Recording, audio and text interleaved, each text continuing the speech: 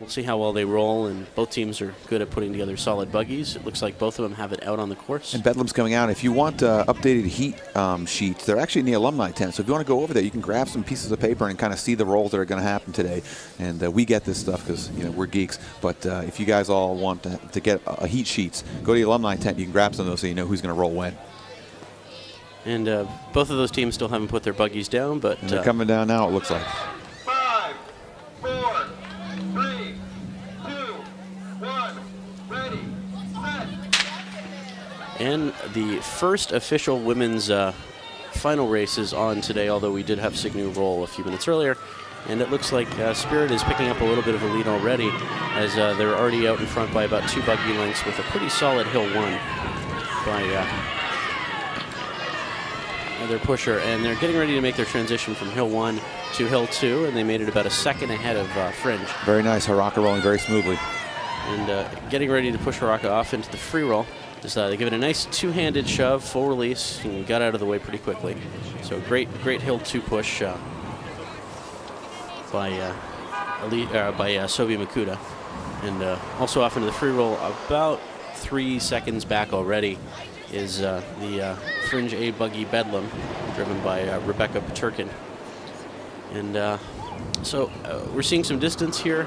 I think both teams have pretty solid engineering, and Haraka does seem to be rolling pretty smoothly at this point. So the stop sign time of, looks like we don't have the time splits up on the screen yet, but it's reached the stop sign about 5 seconds. Spirit taking the upper transition flag, rolling down, now passing the hay bale at this point. Fringe also past transition. Spirit in the chute, smoothly in, rolling on 3 pneumatics. Haraka's through. No real incident. Here comes Fringe to the chute. Nice pipeline. Again, textbook chute turn for Fringe. Hey, Spirit looks pretty fast. What do you think about that turn, Mark? Nice turn. Wow, she got dusted too, huh? Yeah. Pickup was, she was a little behind on the pickup, but the buggy did have a little more speed than yesterday, so she... not surprising she'd get upset. I think we can see that from the video right here. It looks like they're really moving fast today. Oh yeah, they're motoring. Already on hill 4 with their, and now Fringe on hill 4. And the last hill 3, hill 4 transition looked like Spirit was about 5-6 seconds already ahead of Fringe, given the time difference yesterday of about 5 seconds. It looks like that'll be maintained. If not, Spirit may have picked up a little bit of time as they get ready to make their hill 4-5 transition with about 2:05 on the clock. Yeah, they might make a very, very nice time here. Yeah, so this could be as much as a 6-7 second improvement over yesterday, as starting to see the finish line in sight.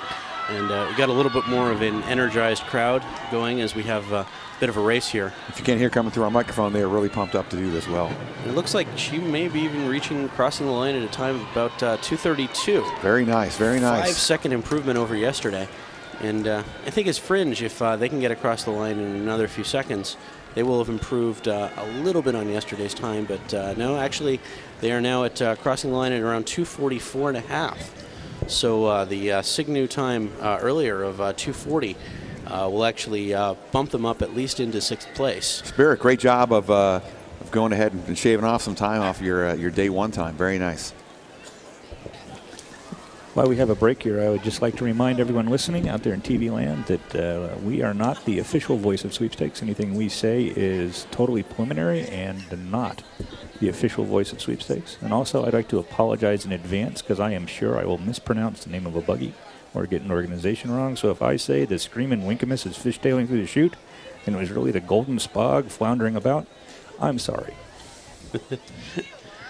Well, not only that, we also have all the push names to botch. So, and we are good at that here at Buggy. We have a long history of not getting the phonetic pronunciations. So, like all good professors, if your name doesn't quite come out right, we still appreciate your effort. Spirit's going up to the drop test right now, and we want to see that this thing can pass. A very nice job of improving from day 1 to day 2. Beautiful day here, and I think it really helps them. It kind of pumps you up when you know you have a big challenge. You've a lot of headwind to overcome, and boy, they really did a nice job.